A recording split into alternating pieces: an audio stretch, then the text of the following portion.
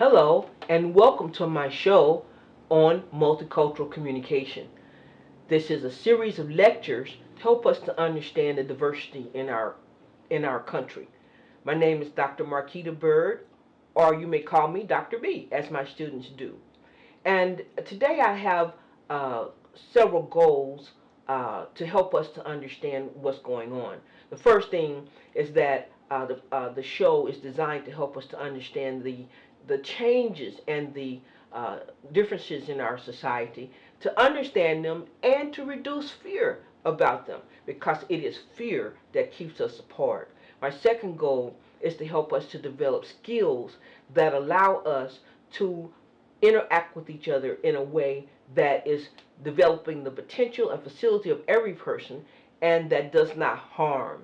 And that's one of the things we need to work toward in our society, is not harming people with our words. And so that's one of the things we'll talk about here today, words. The topic of the show today is language and politics. Some people may say that's an odd pairing, language and politics, but actually language is extremely political. So let's talk about the importance of language. Our first point will be what language is. Let's define it, and then two, the importance of language and culture. The definition of language would be that language is a symbol system, both verbal and written, that people use to communicate with each other. And symbols are important because they allow us to talk about things that are not here and not now. Symbolic communication is very important, and we tend to think that human beings are the only animals on the planet who use symbolic communication. But we use language to connect with each other, to help people to understand what's going on in our inner selves. We use language to paint our picture of reality. People don't know what our reality is, and so we talk to them. We use language. We use different words. We use different expressions in order that we may help them to understand what we're experiencing. Language is very, very important, and language, we need to keep in mind, is very fragile. We're very dependent upon the way we talk, the things we say, and how we say them to represent reality. Sometimes we make the mistake of understanding language as reality, but they're two different things. Language has many problems with it. If you look at my PowerPoint later on, or during this lecture, you can come to understand it better. But today we're going to be talking about difference in culture in a society. We can take the example of Canada, and in Canada they speak two different languages. They speak English and they speak French. And historically they had a great deal of difficulty determining which one would be the most important language, which would be the official language. And they decided that the politicians, anybody who runs for office in Canada, no matter at what level, must be able to speak French and English. And you might say, why? Well, they want them to be able to speak both languages because each language carries with it its own way of perceiving reality, its own way of talking about reality. So that's very important. Now, let's talk about the role of language in a society. Every society has its own language. Every group of people have their own language. And in fact, we find that twins have sometimes developed twin language. And it's a language that they develop among themselves as babies. Nobody else understands it. Nobody else understands what's going on, but they understand it. And often, even though they acquire English and they learn English, or they learn whatever their mother tongue is, they remember that twin language even into adulthood. So all groups of people have a language. Now, the next point is that there's no better language. No language is more important than another one, and again, there's always competition about that. No language is better than another, and all languages are appropriate when used by the people who are in a particular context. So there's no right or wrong about language, but there are rights and wrongs about where you may use a particular language, who you're talking to, what time is it, what are you doing. the context of it. So you may be wondering, where do the politics come in? You said language and politics. Well, the fact is that language is very political, and the dominant language in a culture has to do with who has the guns and who has the money. The people who have the guns, the people who have the money dictate the language that is used, the language that is recorded. For example, when you take an English course, we think that we are using language that the people use, but what's recorded in the textbook is the language of the privileged, and we don't get the language of the people. Same way with Spanish. If you've ever taken Spanish, you realize that in the Spanish class you're learning Castilian Spanish, which is pure, but in the reality of the communities, they're not speaking Castilian Spanish. It's not recorded. Why? Because they don't have power. Power and language go together. In fact, in our modern world and in all times, when a country conquers another country, they make them change their language. That happened in modern times all over Africa. Every country, every tribe that was conquered by Europeans from whatever nation had to change their language. So that's why often among many African people they speak the Queen's English because they had to learn that because the conquerors were there. And then very often when the conquerors leave, the country reverts back. They'll say, okay, now we're going to use our own language as the official language. So what language you speak can even have to do with who oppresses you. And I will say that when you tell people what language they can speak, you have extremely great power to oppress them. Now, I'm talking about laws and politics. Let's look at the United States. In the United States, we do not have an official language. And so let's talk about the different positions on language. One, you can have the official language, which is the one that is dictated by the government to be used in government affairs, the official language. Then you can have the only language that can be used, for example, and that's Big Brother kind of stuff. You can only speak this language, and otherwise you will be penalized. The problem with that is when people are speaking, they never speak exactly the same way. Nobody uses the language the same way, and so that leaves things open for someone to criticize, to hurt, because they're not speaking the only language. And of course, it would be really scary, like the book 1984, if we all had to speak the only language, one language, and we were reporting on our neighbors that they weren't using the right language. Our children were reporting on their parents if they weren't using the right language. Language is very powerful, and who has to speak what is an issue that is political. Now, we talked about English as the only language.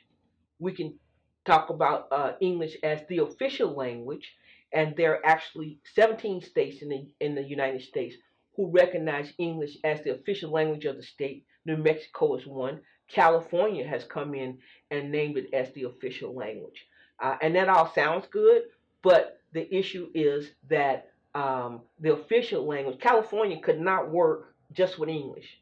I mean, San Jose couldn't work with just English. When you go to the get your driver's license, they give the license test in different languages because we have so many languages here. My son went to a high school here, and when he was in high school, we would get messages from the school in four languages, and they would be English, Spanish, Farsi, and Vietnamese. So we get a piece of paper with whatever the announcement was in four different languages because those were the predominant languages spoken in the school. Language then helps to connect people. So one of the functions of language, I gave you one, which is to paint our picture of reality, but a second one is to identify us as members of the group. There are many what can be called Englishes. I found a great book called The Englishes of the World. Americans are not the only people who speak English. We speak English, but our English is different from British English. Their English is different from Australian English. So we speak different Englishes, and you can kind of tell where someone comes from by the way they use English. We automatically can identify the British, and of course now with all the royal news going on, everybody's interested in hearing it. So it's part of your identity as a culture, and it's also language is a part of your identity as an individual. The language that you speak that because that's what your community spoke. It marks you as part of your community group. And when you're not speaking the language of the community group, you may not be accepted. 2 years ago, um, they were having an election for the principal chief and president of the Cherokee Nation. A man who was Cherokee, born in the nation, was running for president. However, and he was an engineer, he was highly well educated, but the tribal council decided that he was not eligible to run. Why? Because he didn't speak Cherokee. And because he didn't speak the language, they felt that he didn't understand their way of perceiving the world, that he would not necessarily understand what their issues were, and so he was not able to run. So we do identify people as members of a particular group by the way they speak. Now, the interesting thing is that language doesn't stay the same. It's a very active process. And so we have variations on a language. When people are speaking the same language, they will understand each other. When they're speaking different languages, and they don't know each other's language, they won't understand each other. But each language has variations. Variations on a language are called dialects, and there are many dialects of English in the United States. And you may be saying, well, what are some of these dialects?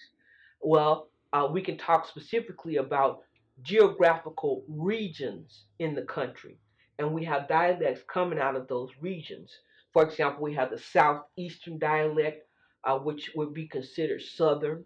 We have the eastern seaboard dialect, which would be from states on the eastern seaboard. We have Ivy League dialect, people who sound like they've been to the Ivy League schools. That's why people liked John F. Kennedy so much. We have Northeast dialects. I remember as a young person, first time I heard people speaking from Rhode Island and other states, I had difficulty understanding them. Although we were speaking the same language, we had different dialects. But after a few days, I was able to understand them.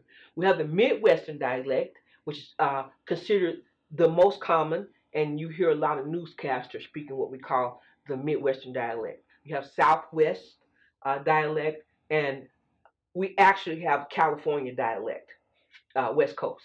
And often people will say, wow, you must come from California. And then there's Northwest. So geographically, we have different dialects. And the dialects occur and form because of different experiences. They form because people have other languages that may influence them. For example, in Southeast Missouri, Gaelic and German were two languages that people brought to that area, and they greatly influenced how they sound today. African Americans, for example, speak black dialect. Some people call it Ebonics, but the truth is, Ebonics is not a language, it's a dialect of English. And that dialect is influenced by tribal languages that the African people in bondage brought to the United States. That dialect is influenced by Southern whites who taught them how to speak English. And so you have that very Southern accent to it. And black dialect is part of for many of us, is part of our identity. Now, some people will hear it and say, oh, those people are not educated. However, what you hear me speaking right now is a formal black dialect. It is in phonology and it is in word choice. So we have dialects that move from ethnicity to ethnicity. When I came here to teach, I heard Hinglish, I heard Spanglish, I heard Jamaican, so many dialects of English shaped by a mother tongue and English. Now, some people say when you speak a dialect that you don't understand the grammar rules. How uneducated. Every linguistic behavior is following grammar. It's just that you may not understand the grammar, but there are grammar rules. The people are following them, otherwise they wouldn't understand each other.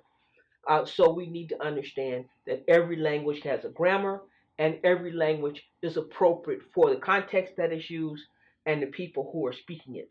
So when I'm with when I'm in my hometown with the people that I graduated from high school with, I might speak black dialect. When I'm with my girlfriends, I might speak black dialect. When I'm at home, but in my classroom, I don't. When I'm preaching, when I'm in the pulpit, I don't, because those places are not appropriate. But dialect has nothing to do with the intellect of people, and we need to keep that in mind. In our public schools, the latest data tells us that students who are of color and who may speak different dialects are more likely not to be identified when they are gifted, and they're not recognized because we have a primarily Euro-Western teaching force, 80%, where the public school system is 30% or more children of color. And so we mistake dialect for intellect, and they're not the same. In fact, for my son who is disabled, he doesn't speak quite like other people, and they assume that he's stupid. They assume he has nothing to say, but the fact is, if you sit down and listen to him, you can figure out that he's pretty intelligent. So we have dialects of English. Now, here's the thing. Uh, we often hear people and we say, oh, I just can't understand them. And we attack publicly people who may not be speaking English. And that is a travesty. Just last year, there was a news story about a young lady who came to a public park. She had on a shirt that said Puerto Rico. A person in the park walked up to her, told her she didn't belong there, and then said, "Are you even a citizen of the United States?" Well, again, he didn't know his history, because actually Puerto Rico is a protectorate of the United States, and she had every right to be there. So we need to be careful about trying to tell other people what language they should use or they shouldn't use, because that's a political act and it is an act of oppression. And we don't want to do that. We need to recognize that people from different places use different languages and that they are appropriate in their conversations. So we're talking about language and politics. It's very important to remember that America has always been and will be a multilingual nation. We are multilingual from all the way back to the colonial periods when people came. We had colonies, Russian colonies, Polish colonies, we had Irish colonies, we had also, of course, British, French. We are always a multilingual nation, and we continue to be a multilingual nation. And that's an important thing for us. The National English Teachers Association pointed out that we should not have an appointed language, because English and any language is vibrant, it's living, and it continues to grow and be vibrant by the infusion of other languages, other ways of thinking, other words. And that's a very important thing. Even the English teachers feel that we should carry. So we in our multilingual nation, we need to understand that we don't have the right to tell other people how to speak. And I remember when I came here from the Midwest, I was in a store one day, and it was in a Mexican herbal shop, and everybody was speaking Spanish, and I actually found myself thinking, God, I'm tired of hearing Spanish. I wish they would speak English. Here, a person who talks about multicultural communication, and I had to catch myself and say, I'm in a Mexican shop. What am I saying? What am I thinking? And not to be irritated. On the other hand, I remember going to France. I was in Paris at the Louvre, as my taxi driver told me, it's the Louvre. And I remember walking through the halls and trying to understand what pictures, and everything was in French. And I actually was standing there thinking, damn, I wish these platelets were in English.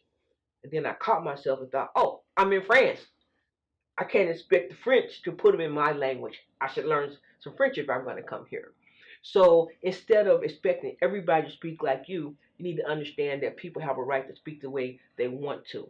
I want to point out that America is almost the only technologically advanced nation that does not require its students to learn more than one language. Many cultures feel that English is a common language worldwide. And so you can go to many countries and people speak their own language and they speak English. Many people in France speak English. We know they speak French, but they also speak English. Many people from African countries speak their tongue and they speak English, and can be pretty persnickety about it. I went to a conference in Paris and I met these people who were from African nations that had been colonized. And they spoke to me in English for a while, and then they switched their own language. And they were pretty upset that I didn't speak French, and they walked away from me. So I thought, yes, I should have learned some words. As we close out, we want to remember that language is an important part of culture. It is an important part of who you are, and that it's something that we need to learn to accept that people speak other languages. It doesn't mean that they're stupid. It doesn't mean that they're not loyal to the United States. They're simply speaking the language of choice for their context and for their own identity. I'm glad you're with me today, and I hope you'll come back for my next lecture. And remember this as you go through your day. Enjoy the differences in language in your community, and maybe perhaps learn a different language. They say that there's a program that millennials are using to learn a new language in 30 days. So find out what that is. You're with Dr. Byrd on Multicultural series. I would ask you to look at the PowerPoint at the end of this lecture, which is the link is at the bottom.